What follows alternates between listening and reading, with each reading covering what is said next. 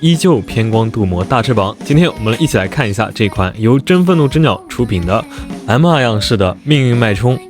艾尔莎小姐。产品首发价格148元，进券区还是很积极的，现在已经有现货了，直接就可以入手。我也是第一次真正的拼完了他家的产品啊，前面几款都还堆着呢。光看板件和铁骨的表现，在 KO 产品里面，他们家也算是 T1 级别的水准了。开模精度挺高的，塑料材质摸上去也比较硬，但是跟锐度表现不对等的是拼装体验还是比较糟糕的啊，很多地方都需要用到大力金刚尺，插装多的位置呢，尽量还是小修一下再安装啊，防止翻车。模具合缝造成的飞边还是会有一些的啊，但是不多。整体板件处理的还是比较干净的，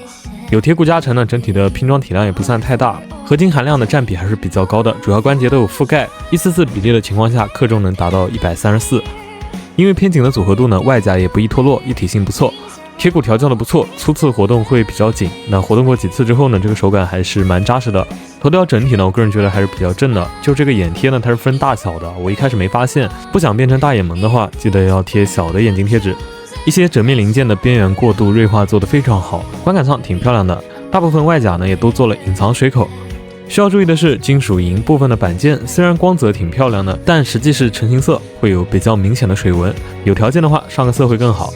套件的合缝整体处理的都算不错，唯独小腿后方呢会有一条比较扎眼的左右合缝隙。第一款有争议的握拳造型呢，好像从第二款开始就全都改了。同时根据设定，本款套件的头部和背包都是双样式可选的，附带了大量的武装和特效件，一部分是沿用，也有一部分新开模。盾牌展开算得上是非常流畅，炮管也有简单的延长机构。整体可动表现跟先前出的脉冲是保持了一致的，需要注意的是这个低头啊问题比较大，要不就切削一下脖套，要不就直接不安装脖套啊，不安装脖套的效果会更好一些。操作更简单的同时呢，其实对外观不会有特别大的影响。偏光镀膜的翅膀算是本次的最大亮点了，这个工艺见的也不少了，但他家的电镀质量还算可以的，不知道有多少小伙伴们馋这个翅膀而去入手呢？背包是有独立展示形态的，但是这个形态没有合适的支架可以使用啊。